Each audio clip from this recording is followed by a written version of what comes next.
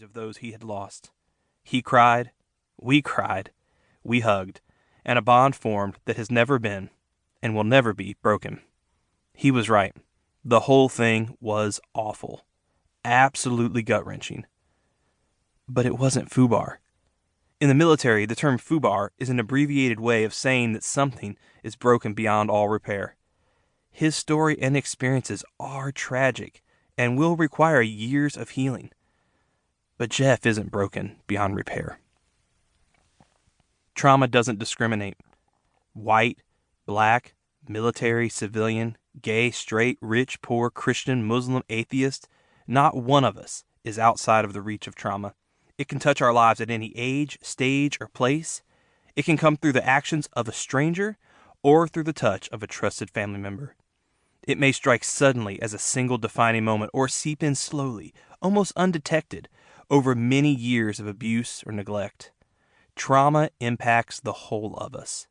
Our minds, bodies, souls, and spirits. In an all-out attack, trauma targets our self-esteem, trust in humanity, emotional well-being, and even our hope for the future. It is as elusive and tough to defeat as any enemy could be. Time alone won't heal it, faith alone won't fix it, medicine alone won't mend it, and living life alone will only make it worse. But you aren't broken beyond all repair. Trauma didn't break you. You aren't broken, you're wounded. And wounds can heal if proper measures are taken. What about you? In what ways does your life feel broken right now? It's okay if you're skeptical. Jeff was one of the first trauma survivors we met, but he wouldn't be the last. Our story began with the military, but since that time, we've worked with thousands of people from all backgrounds and walks of life who've experienced trauma. But in order to show you why you should trust us, we need to start at the beginning of our story. I didn't know much about PTSD growing up. I'm ashamed to say that I used it as a punchline more than anything. I had a friend in middle school whose dad had served in Vietnam. My friend would joke about how sometimes his dad would hear a car backfire and dive under the table in the middle of dinner. I laughed. I'm sorry that I didn't have more compassion for my friend, who was likely using humor to cope with what must have been a pretty challenging home life. Or for his dad, who never truly came home from war. I didn't understand how fighting for your life and watching your friends die could change you in ways you couldn't explain. But when I was a freshman in college and terrorists crashed a couple of commercial airplanes into 2 buildings, killing thousands of men, women, and children, the notion of trauma and its many ripple effects began making subtle waves in my mind. I found myself captivated by the stories of heroism and sacrifice, both stateside and on the battlefield, that dominated the news media.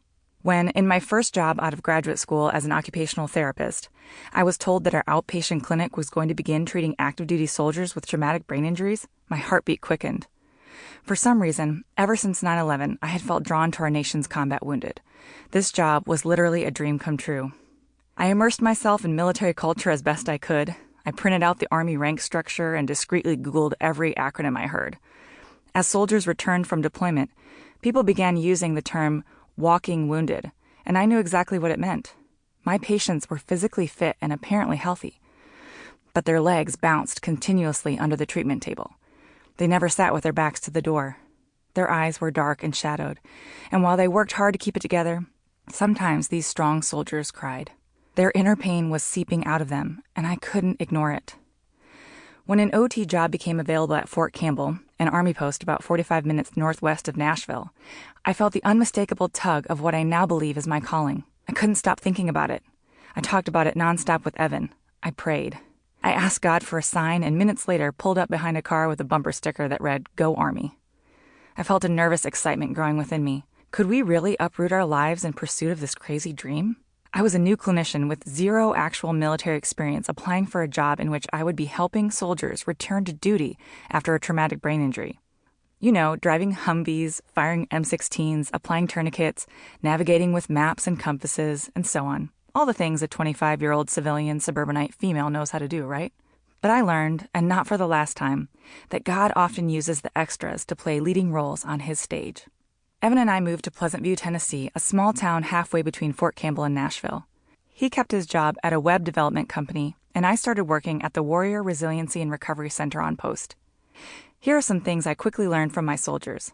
You don't walk on the grass, you don't show up late, and you don't...